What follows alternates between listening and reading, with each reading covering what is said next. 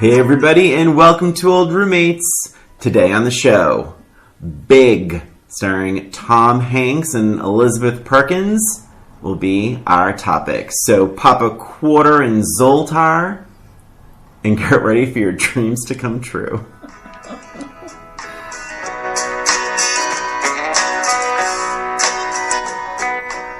Hey everybody, it's Christina. And Brian. And Old Roommates, the only podcast that revisits pop culture through a middle-aged lens. Yes. Today we are talking about, or revisiting, Big. 1980. Oh, God. Why don't we look these things? I don't know why. I want to say 80. I'm going to say 5. I'm going to say 85. I'm going to look it up and talk. Okay. Just tell me about what... 85. Okay. We're going to say it's 85. Yeah. So I was a junior in high school. I don't remember the first time I saw this movie. I remember seeing it many times as a child and loving it and thinking it was really fun. I was right, 88. I said 88. Oh, that's what I felt. Yeah. So you were how old? I don't remember you saying 88 actually. Well, when you hear this go live, you'll hear me say 88. Wait. All right. So in 88, I was a few years after high school, but I don't think I saw it in high school. I don't think I saw it in the movies. Okay. I think I might have seen it on video. Okay. The first time I saw it.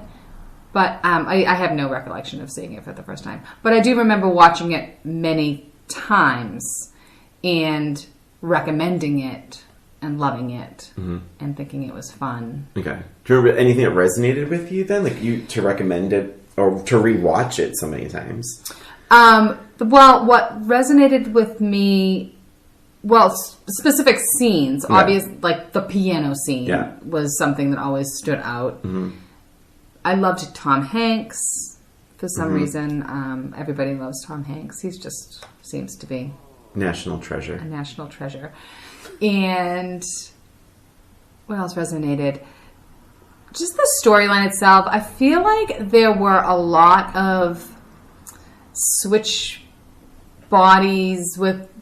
There was like a time... Like Father Like Son with Judge Reinhold and Fred Savage. 18 Again with George Burns. Yes. Yeah, there were a lot of those. I feel like there were a lot of those in that time frame. And this is one that really stood out above and beyond everyone else.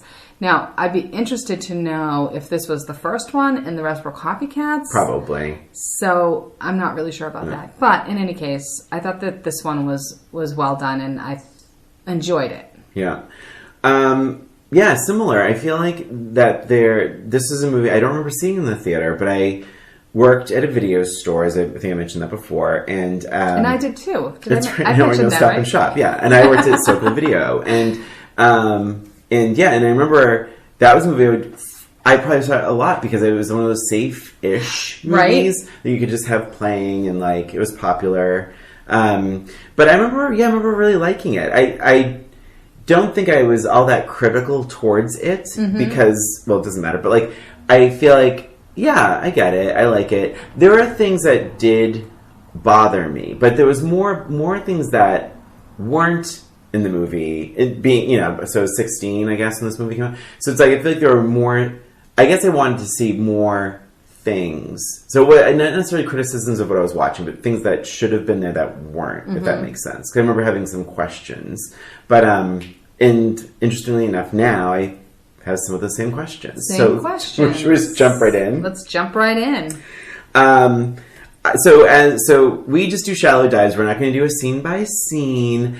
And in fact, I'm actually going to start with the end, and it's a critique. There's a lot I liked about it, but this, to me, is the biggest problem with Big in terms of what's missing. I cannot believe we are robbed of seeing his mother welcome him home. I know. I do miss that, too. Is that so weird?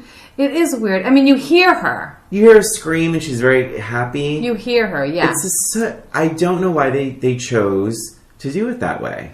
Well, I guess if I had to think about it and comment on that, I would say it would be, the movie's big. Yes. It's not. My son is small. missing. It's like, right. So he's not big anymore. So the movie has ended. So it was really his experience as being big. That's the only way I'm thinking about it. But it's not. I mean, it's not the mother's story. It's not the mother's story. It's you get that. Oh, good, she's happy again that the son is returned. Especially after that nice scene between her and Billy. Yeah, across the window. Right. I mean, you just really feel for her. That's why I think it's weird that they robbed us and her of that moment. I think that could have been a really nice moment. And did you get any Brian's mom vibes from? Always. But it's not Lainey Kazan. No, I know. It's Mercedes Rule. I know, but I've always felt Mercedes Rule. I think she was. What was she in? She was in Fisher King, and she reminds me so much of my mom. Even me, and like that's so true. Truly, like in high school, and anytime my friends have met my mom back in the '80s, they'd be like. She does come across. She has a very Mercedes Rule energy. She's an emotional woman. And really quick with Mercedes Rule, let's stay with her because I laughed out loud when she's trying to dial the telephone. So she sees Tom Hanks and he's like, "Mom, I'm your son." And oh my gosh, she is so terrified and she like goes to dial the phone and she's like so frozen in fear. I laughed out loud because honestly that's probably how I would dial a phone. Totally. It's not even looking at it and then she goes to hang it up and it's like misses the phone. You know what I loved about that scene too is when she's vacuuming. She's vacuuming and he comes in she's like, she goes, go, no. And he's like, "Oh, I'm sorry. And he runs out of the house to wipe his feet and then runs back in. Oh my gosh. That made me laugh before when I saw it and it made me laugh then because that's how he thinks. He's like, "Oh, she's mad. Yeah, she's freaking out because I'm walking in, but I'm dirtying her rug." She was great. Her because I think there's always that thing where like if someone broke into my house, I grab a baseball bat, and in fact, you'd be scared shitless. Mm-hmm. You'd be frozen that you're having this violation, and I think like her frozenness. I mean, she gets to the point of. Because when he starts talking about her son, she's like, "Oh no, you give me my son that's back." Mama Bear. That's Mother Bear, right? But before that, she just thinks he's like this stranger assailant, house robber or something, and she is so terrified and frozen. And she does it so. I think it's a very underrated performance. She does it so well. She's so frozen in fear, but it's funny. And not I've never seen that before in a movie. Like it feels very real. It does feel real. But it's a good balance. But it has that. I wonder, is there music playing in the background? I can't remember. No. But there's definitely not that like terrifying vibe. It's funny, but she is feeling terrified. It's a great performance. Very, great very scene. Good. It's one of my favorite scenes of the whole movie. But to get back to that, I do feel like it would have been a nice scene to see them reunited. I'm not sure how that would work. Because they touch base with her a few times in the movie, so there is that element that to me that's a big critique of mine. But it bothered me then. It bothers me now. Like her son is missing. He's on a milk carton for God's sake. Do they really turn those things around so fast? Sorry, there's a few. I have a few issues with the time. Also, what are the chances? Right, what are the chances? Like that's But what did you? Jump in wherever you want. Well, let's talk about the ending. Do you want to talk about the ending? Let's start with the ending. So one of the things that I had a problem with the ending, and I am looking at my notes. Should we quickly say, really quick? Yes. Spoiler: like, did you like it? Loved it. Oh, okay. All right. Yeah. Cool. I loved it. I'm not sure if it was because I was revisiting. Yeah. My, past. Okay. But I loved the feel of the movie. It touched on a lot of different emotions, but not too deep. Mm-hmm. It was nice. It was a fun, enjoyable movie. Yeah. I agree. I didn't love it. You said love. I didn't love it. Again, I think I liked it maybe a little less this time around. Well, maybe love is a strong word for it. I agree. But maybe you said feel of the movie? Mm-hmm. Yes, I completely agree. But go ahead. Sorry. No, maybe love was too strong. But I liked it a lot, and I wanted Emily to watch it with me, and of course she's a jerk sometimes and doesn't want to watch movies with me, and I don't know where that comes from. but I don't think I would watch it again. Mm-hmm. Do you know what I mean? Unless she wanted to watch it. Yeah, that's how I feel. Yeah, it's certainly cute. It has a good vibe to it. Light and good vibe. So one of my situations with the ending... Mm-hmm. Where is my note to... Any faithful listener knows that Christina usually does not take notes. She took notes for Big, and here we are. And this is my problem. I'm a little bit better with just talking. But no, here's the thing. The end of the movie, and this bothered me last time. So you're talking about bothered last time and not bothered still this time. This bothered me last time, is how the... what's her name? Susan is the Elizabeth Perkins character. Susan. She drops him off in the neighborhood where he was allegedly kidnapped from.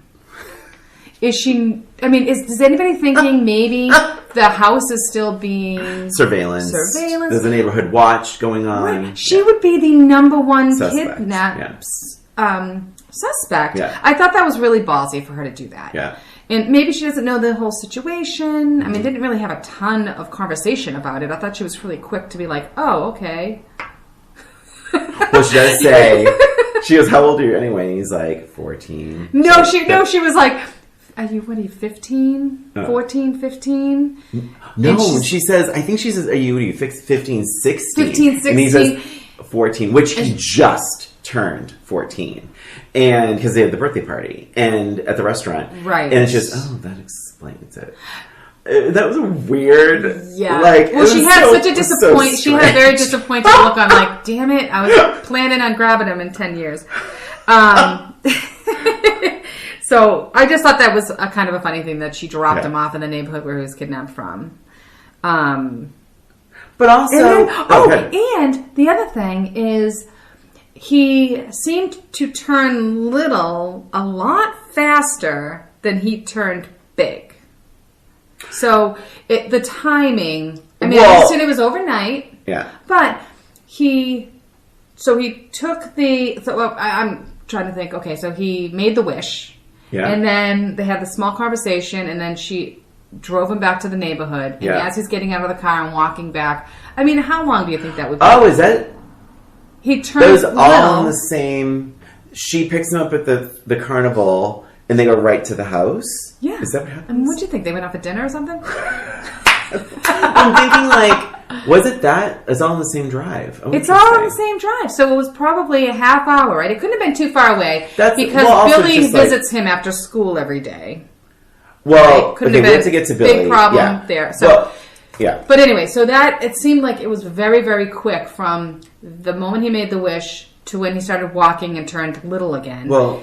And thank goodness he did, because what would have happened if he didn't turn little and he was walking towards the house? Again, right? The mother would have been like, you're the kidnapper. Like, he was assuming quite a bit that I'm walking, I'm going to turn little and I'll be able to walk into my house. Like, where was he going to go if he didn't turn back little again? He was assuming it would even work in the first place. Exactly. And also, I remember, this is how stupid I was back then, I remember thinking, and follow me on this, that remember at the very end was Zoltar, Elizabeth, so he makes the wish, but she grabs the card. Oh. And I remember being 16 going, she's going to turn little. Oh, no, that's so true. And I remember thinking that when I first watched it, when I first watched it, I thought that would be so cool if she turned So you thought that? Yeah. I wonder if a lot of people thought that. I really thought I was hoping. Because even when I watch it now, I was like, you know what? I don't hate myself for being stupid and thinking that she was going to turn little.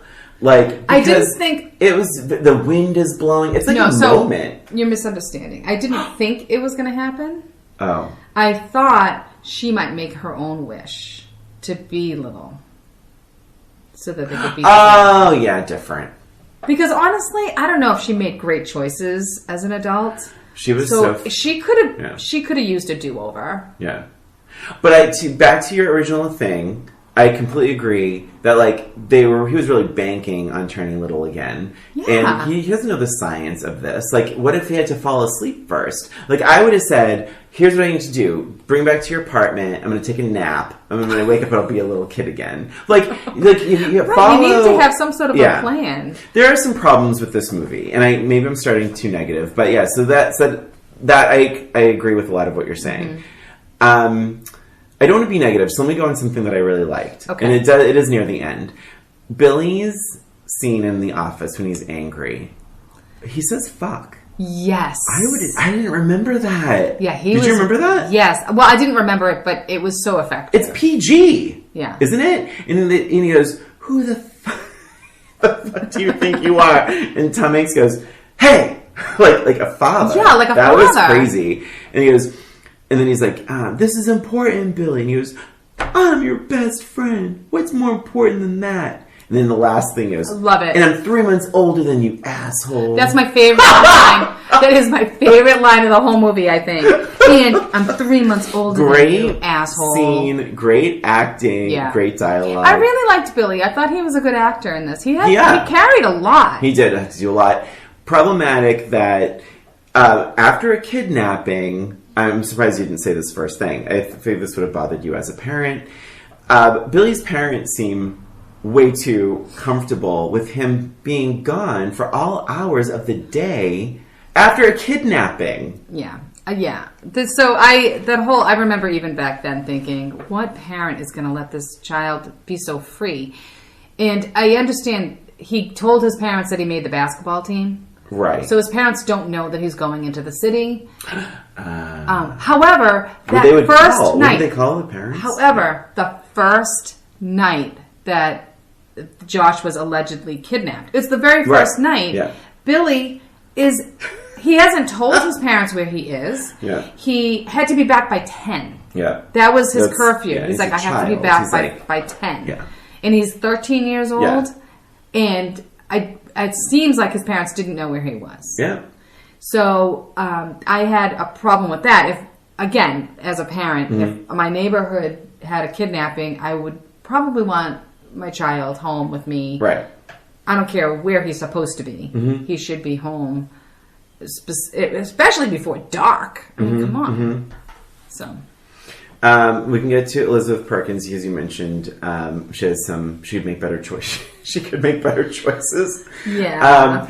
I laughed so much at her dialogue because now, being an adult and having gone through a dating cycle in my life, that she says at one point, I wrote it down, she's tipsy, and this is after the company party, and she's a little tipsy, and she's like, oh god, just get me out of here, and she's like, I want to make out with this funny, quirky guy that everyone's obsessed with. Sure. And but she's really starts to almost throwing herself at him. Almost. And at one point she says, she's just talking about herself, and she goes, and and he's jumping on the trampoline. She's yes. And I'm really vulnerable right now. It's so funny. It's like she's in a different movie. Yes. And I loved it. Because that doesn't sometimes work, but she's just so in her own world. Totally in her own world. Only thinking about herself. Only about and she's constantly puzzled, why isn't he all over me right now? Well, I think that it speaks to her character, and I feel that this is sort of a pattern with her in that she is sleeping her way to the top. That's where I was thinking, because let's face it, I mean, he's not an attractive guy. Tom Hanks. Okay. She had already done a background check on him and found nothing. So that's suspicious. Yeah. He's socially awkward. Yeah. Could possibly have some mental challenges.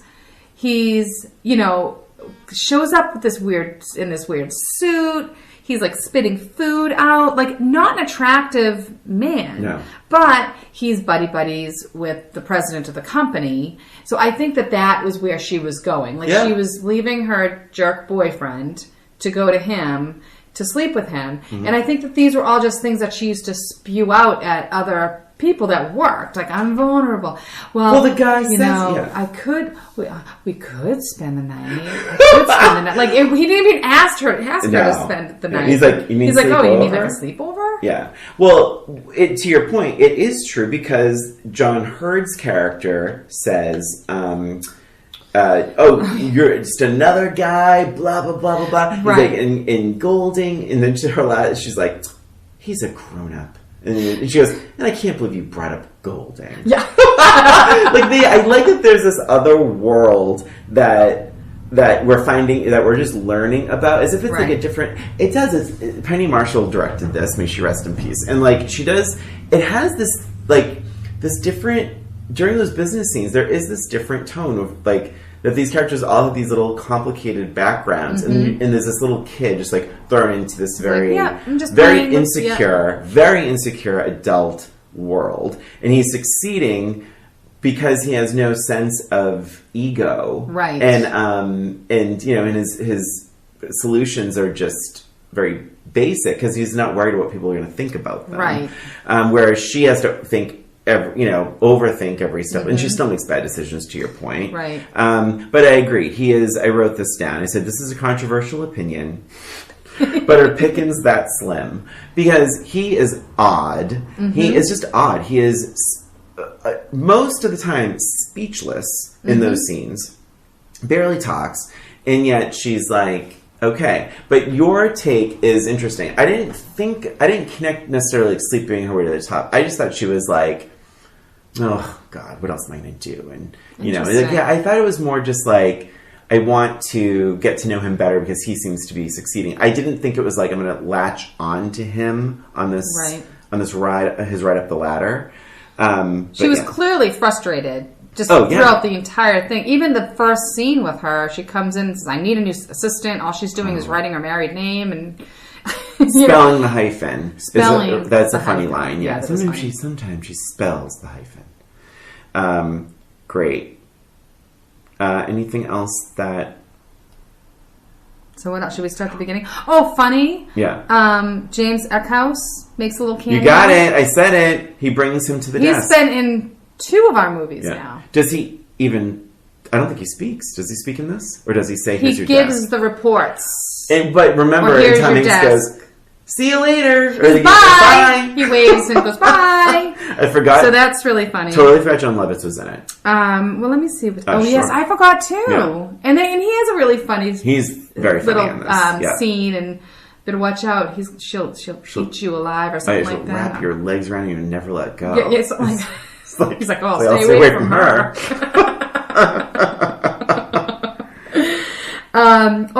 The first night in the sleazy hotel. Terrifying. So sad. Yeah. So scary. I felt bad for him when he's just alone and he's just like starts to cry. I appreciate... So vulnerable. I just wrote totally scary. And I appreciate $17.50 a night. Did you catch that? I appreciated that it was dark. Like, it was a gunshot and screaming. And when they're walking down the sidewalk and there's that homeless man, like swinging, going, I'm going to kill the bitch. I'm going to kill the bitch. Yeah. And I'm like, you know, it's PG. It kind of, there are these moments that really jeopardize its family film standing, I think. But I'm like, you know what? That is real. Right. There are those people that just walk around the streets of, and not just New York City, but like really, and this is just mental illness, and that it can be very terrifying, whether you're an adult, but especially as you're a man-child. Sure. But I like that at least it approached that he doesn't have very much money. He has to stay in this flea bag motel, and there you go. But I liked those scenes. I did too. Yeah. I thought it brought him back to childhood. Like, it reminded us that he is a child, like, scared. deep down. Yeah. Deep down. I liked that when I thought there were some funny, just funny. I thought the dialogue was really, really great. I liked when he called his mother to say your son is safe. Yeah. And she's like, well, tell him, how do I know he's safe? She's like, tell me something that only he knows. Ask him what the song is that I used to sing to him when he was a baby. And he's like, do you want to ask him something else? Like, he clearly forgot. And then he starts singing the song. Oh, then he didn't want to sing. That's what I thought. No, I thought he forgot. Because he's sitting and he goes, got it. Oh, got okay, it. And then he realizes that he remembers. Yeah. And then he starts singing it. And like, that was such a funny scene. And it's so realistic. Like, you ask well, a she child, like, crying. she thinks it's so meaningful to her, right? So she's like, he'll remember what song I sang to him as a child. But clearly, like, he had to really think about it. Oh, interesting. Yeah, I thought that was really cute. I liked some of the dialogue, like the... and again, great, because she starts crying. Yes. That was very sweet. Yeah. Yes, heartbreaking. Yeah. And then even just talking to the boss and the whole toy store scene was fun to me. Yeah. And when he bumps into him, and he's... I remember this from last time. What's a marketing report? Exactly. And I mean, it's so perfect. It was so perfect because it is something that he would have asked. Like, what's a marketing report? Right. And it was a really so smart. You mentioned the piano scene. I remember when I was younger, I was like, oh, this scene's a little too long. I liked it. I thought it was fun, but it's like, once you get what the piano does, it's like, okay, cool. As an adult, I appreciated it so much more. It was Robert Loggia is the actor who plays the boss, and like, he was in Jagged Edge. He's been in a million movies, but he is so good in that scene because he's so good. You see his face changing and like his body changing. Like, it's like you can tell he's like, oh, this is like one of this, and it felt very much like a movie moment. Like, this is one of those things, and I think it was definitely used in a lot of promotional materials for the. It's on the movie. cover of the DVD. Yeah, and it is one of those things where it's like, this is a movie moment, and I think the boss learns something about himself. He kind of reconnects with the child in himself, and Tom Hanks is just having a great time. So it's a really fun scene, and I like that but it is long. It's long, but I still liked I liked the length of it. I think if it was shorter, I would have been sad that it ended sooner. I would have liked to have seen the boss, make more of a change. Because I always felt like he was sort of a laid-back kind of boss and like a fun kind of boss. Even, maybe he was a little bit more uptight, but I would have liked to have seen him change a little bit more through his interactions with the Tom Hanks character. He just always seemed like a fun boss. Like, even at the party when Susan's like, so have you gone over the whatever line? And he's like, have a drink. Have a couple drinks. It's a party. Yeah. But it's still, I liked him. He was a nice boss. Well, I think a different boss probably wouldn't have hired Josh. So. Yeah. Well, Christina, the movie's called Big, not Boss. Stop it right You now. criticized me about wanting more of the mom's story arc to feel more complete. Think you're trying to make some controversy. So I do have a controversial statement. Another one. I do. So he just turned 14. When you think about the scenes, to be say 13, 14, the mini corn, when he's eating the mini corn, I believe. Sure. Fine. 13 years old. Yeah, sure. Maybe. Okay. Fine. All of the limo button clicking and the button pushing when they're in the limo and he's playing with the buttons, that feels more like an 8-year-old than a 14-year-old. The trampoline, sure. But then there's moments where he's like, come on! Like, it's like, it's a little too cartoon character-y. I feel like it's maybe, that's like more of I don't have children, but it's more of like a 7 or 8-year-old thing than like, this is a 13, 14-year-old where I feel like there's a leaning towards not acting juvenile and almost acting a little more like, I don't know. Right. It's a tricky age. And I will tell you, knowing like that age group is very, very tricky because there are 13-year-olds who are very mature, and then there are 13-year-olds who are very immature. But I do feel like he danced that line a lot in that movie, especially towards the later part of the movie, which we can talk about.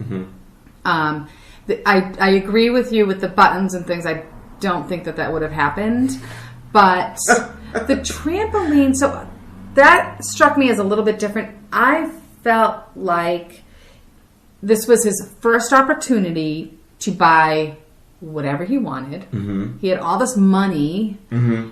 which, it was a little bit unrealistic that he would get an apartment in a matter of a couple of days without background checks and stuff like that. So there's a few things. I agree. And right around that same time, he wrote a letter to his mother saying he's going to be here for about a month. So that would have meant he was only in, is it New York? It was New York, right? Yeah. He was only in New York for 2 weeks, and he was already in an apartment and furnished and things like that. So, and he already got a paycheck. There's a lot of weird timing things there. But with that being said, first time getting a lot of money, able to buy whatever he wants. I think a 13-year-old would be like, let's get a trampoline. Yeah. I don't know. I don't know. Just because it's a weird thing to have, like, in a big apartment. Mm-hmm. Let's get a trampoline or a basketball hoop or, things like that. It was weird having so many balls, but whatever. It was effective in that he had to kick the balls off the trampoline to literally, like, pull her onto the trampoline. So, I don't know. I kind of bought it. Yeah.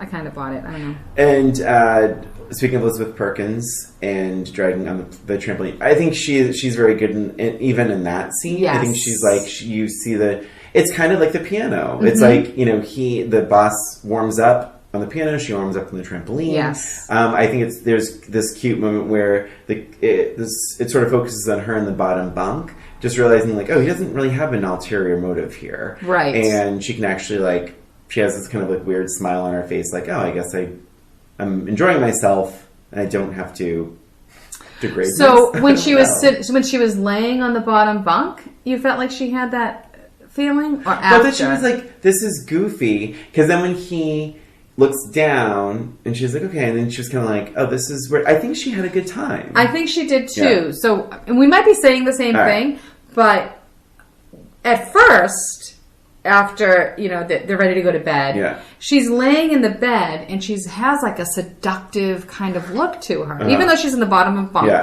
She's still on that. She's still expecting to have sex. I think. Oh, okay. I think she is. I think. Oh, yeah, because he runs towards her and jumps, and then he jumps onto the top bunk, and then she's surprised. That's but then right. Then she's sweet. It's sweet because he gives her the decoder ring. It was sweet, and then I think that's when she starts being like, oh, like he doesn't just want to have sex with me. Yeah. So that was a sweet moment. I kind of like that moment. Yeah. You know what's really interesting too about her character? Every single scene, well, maybe not the one in the office, but maybe not the very first one, but every other scene that you see her in, she's smoking. I noticed that. Did you see that? Until the trampoline scene, and then she does not smoke again after. Oh, interesting. Yeah. Funny. Yeah. I really liked when towards the end, when she's like, he's trying to explain that he's like, he's not who he thinks, who she thinks he is. Such a good scene. And she goes, if it's an affair, it's one thing. And like, she's really trying to like rationalize. She's rationalizing it, yes. She's like, I can handle it. Is it an affair? But just really, really good. And I love that scene too. And she's like, he goes, I'm 13 years old. And she's like, who? Oh, and I'm a 13-year-old or something like that. And she's like, who isn't? I'm a 13-year-old kid. I think that's just right. I'm a 13-year-old kid. And she's like, who isn't? And I'm like, I felt like that was a realistic scene. Like, who's going to believe that he is a child? Like, he's saying, I'm a child. And she's like, of course you are. It was good. It was good. I did feel like she bought into it way too quick, though, at the end. And yet, I don't know.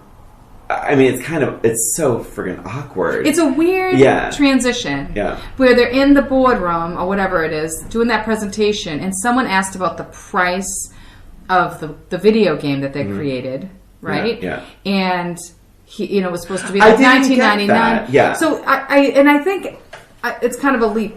I think this is the way they were going, and this is what I thought when I first watched it as well. They're talking about this great concept, blah, blah, blah, blah, blah, blah, blah. This is what it's going to do. And it's great. It's a great idea because he's a kid, right? But then when they start talking about the price. He said, what kid is going to pay $19.99 for this? And she says, well, I think a kid would. And then she stops. I think that's the line. Right. I think that's the dialogue. Yes. Yeah. And I think that's when she realizes somehow, and again, it's a big leap. It's cloudy. It's a big leap. Yeah. But that's when she realizes, wait, he's not thinking like an adult. He's thinking like a kid. Yeah. And then maybe she's like, wait. And then somehow she realizes that he's leaving the building. Like, he just left the room. Like, he could have gone to the bathroom. So somehow he realizes. So that's all sort of cloudy and ish. But I don't know how else they would have done it. Yeah. And then she just believes him so easily after that. Yeah. I was relieved she didn't accidentally kidnap Billy to like bring him to the fairgrounds or whatever, because I was like, oh god, please don't put him in your car, this is gonna get so much worse for you. I kind of forgot, and when I think I didn't remember she didn't bring him. I remembered the whole sidewalk sequence, and in my mind I was like, oh shit, I remember that I thought she brought Billy with him to the park at that point, and she didn't, which is a good move. Right. I'm trying to think of anything else. I think it might now be a good time to take a break. Yes, let's take a break. I need a little hydration anyway, but we'll come back with final thoughts and our questions. Yes, our questions. Be right back. Hey there, it's Brian and Christina. We just wanted to take this break to thank you for listening to Old Roommates, the only podcast that revisits pop culture through a middle-aged lens.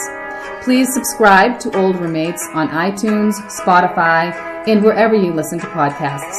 And give us a rating or review while you're there. And if you have any questions, comments, or observations, shoot us an email at oldroommatespod@gmail.com. And follow us on Facebook, Twitter, and Instagram at Old Roommates. Thanks for listening, and now, back to the show.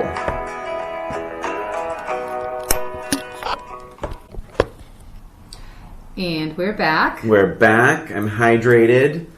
And Christina, any final thoughts on Big? I do have a few final thoughts, actually. A few. Okay.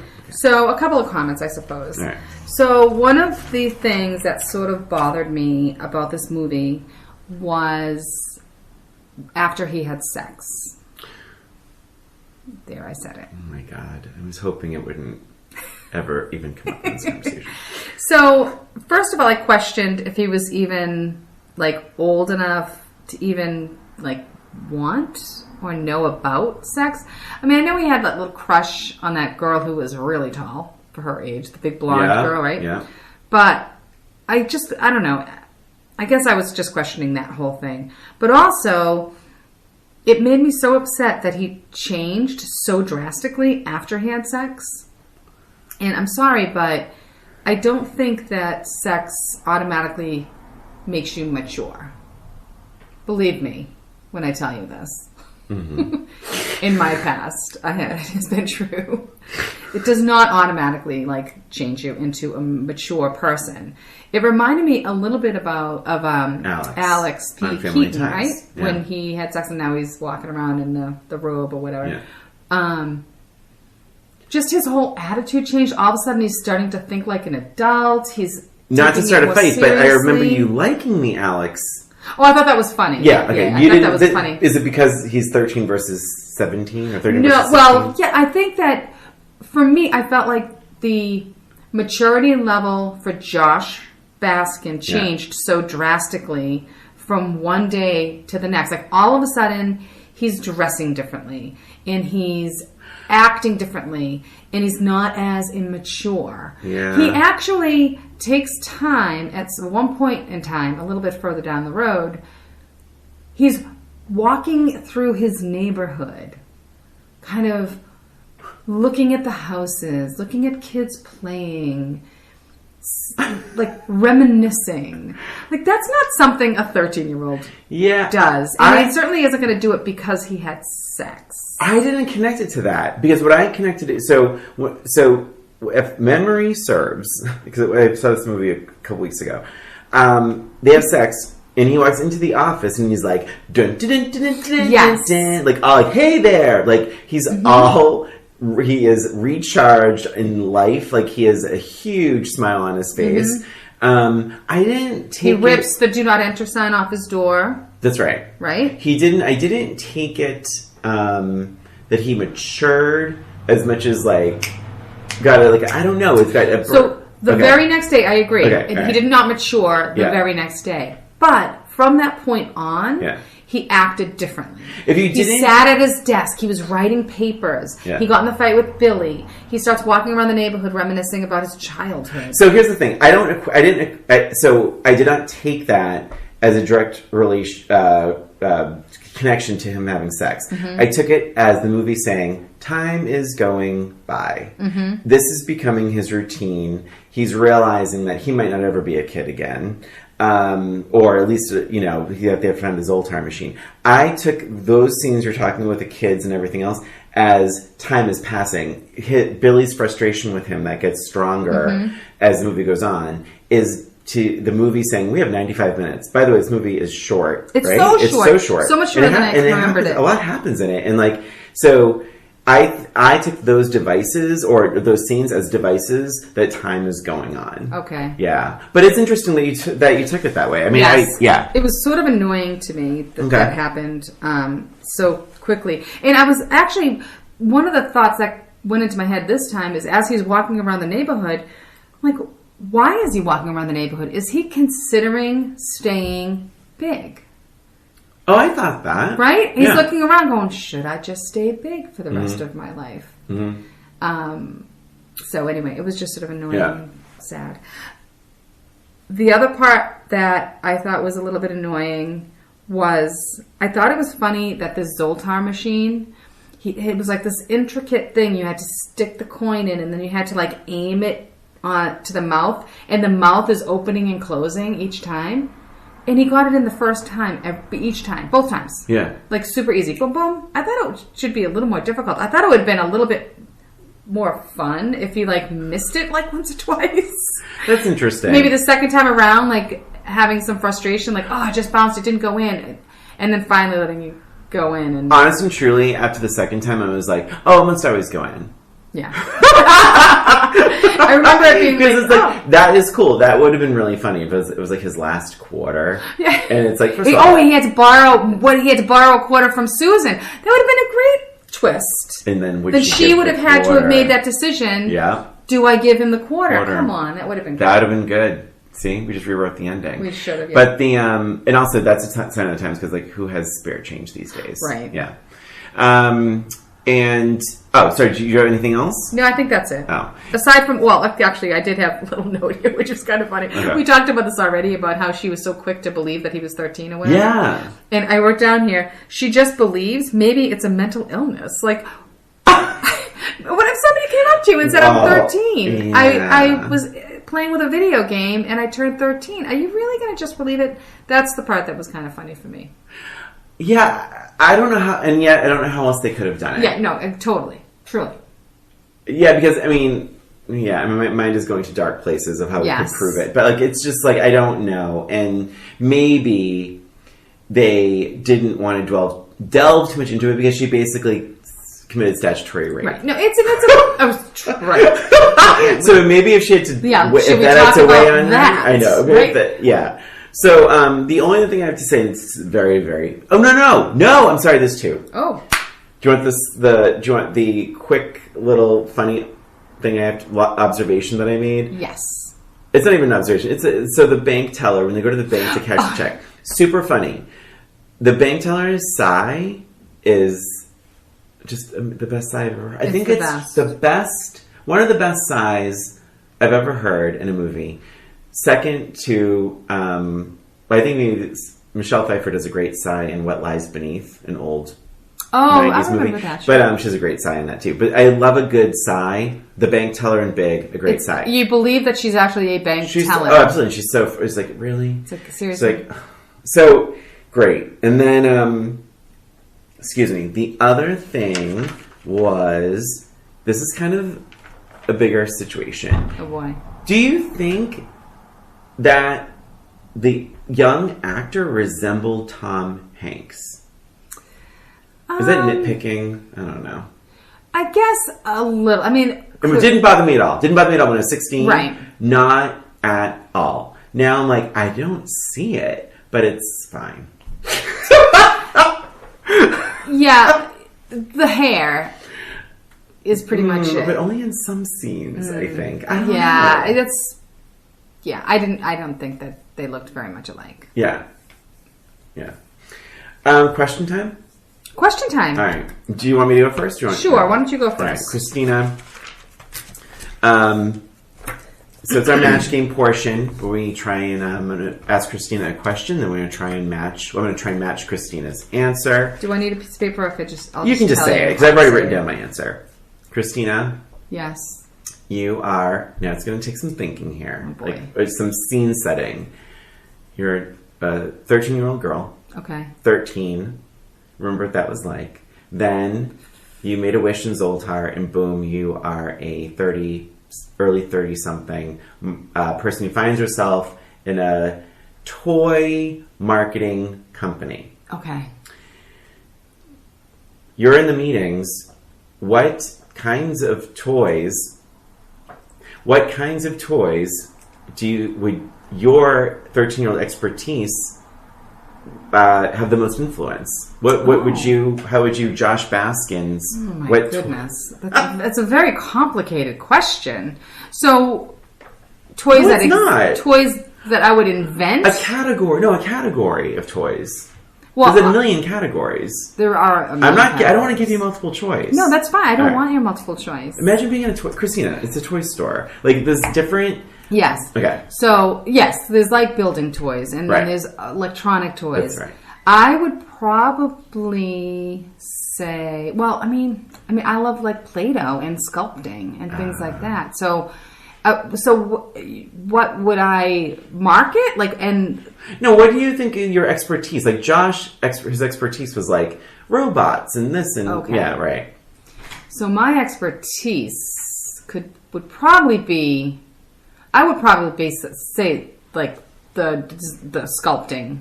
Okay. Sculpting things, whether it be clay or Play-Doh or something on that idea. Okay. I'm wrong. Oh. I actually wrote music toys.